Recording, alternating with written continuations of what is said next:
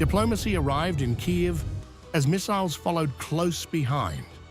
As the UK Defense Secretary met President Zelensky, Russia launched one of its heaviest overnight assaults, combining drones, missiles, and the rare Oreshnik hypersonic strike. Well, this is the big challenge to Putin. He talks about peace, but he's stepping up and escalating his attacks, not just attacks on the Ukrainian military, but on civilians and cities like this. And there were 90 Shahid drones attacking Kyiv last night, many with targets at residential buildings like this. It's brutal, it's cynical, it's exactly why we've got to work so hard. Kyiv bore the brunt of the escalation, as Shahed drones circled residential neighborhoods before slamming into apartment blocks. At least 4 people were killed, while thousands were left without heat as temperatures dropped below freezing.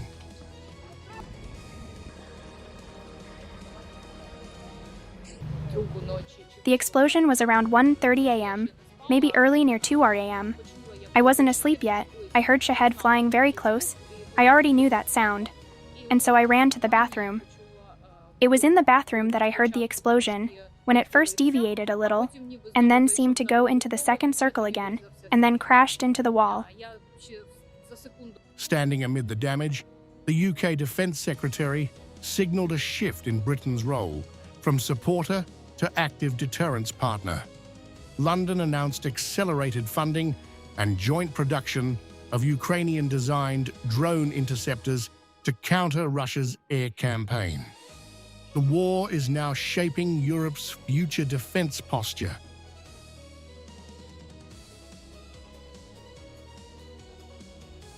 I've committed £200 million, which I'm accelerating now to prepare British troops for that day when peace comes, so that we can be ready to move from day one.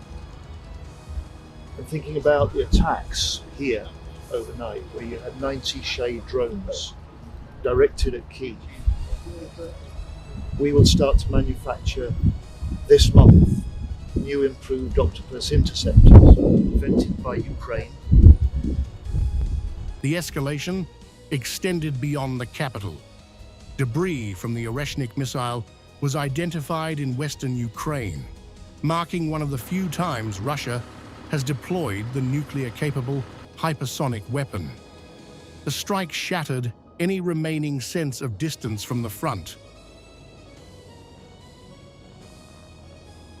It was as if firecrackers exploded on the street.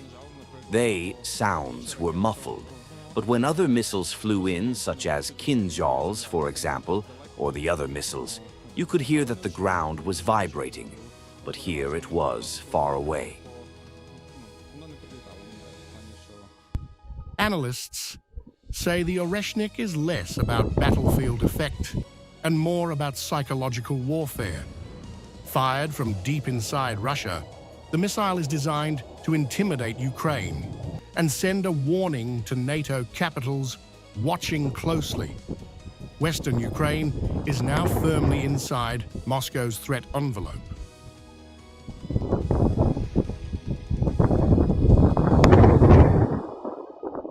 I heard a loud, shocking explosion.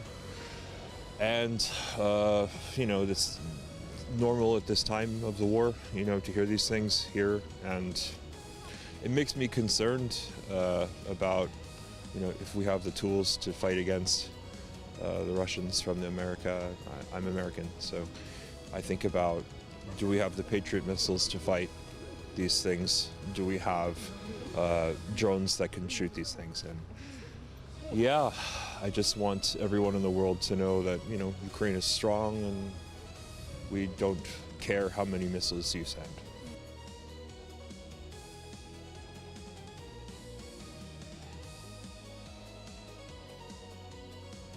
Ukrainian officials call the strikes a mockery of peace efforts, arguing, the war is now about the security of all Europe.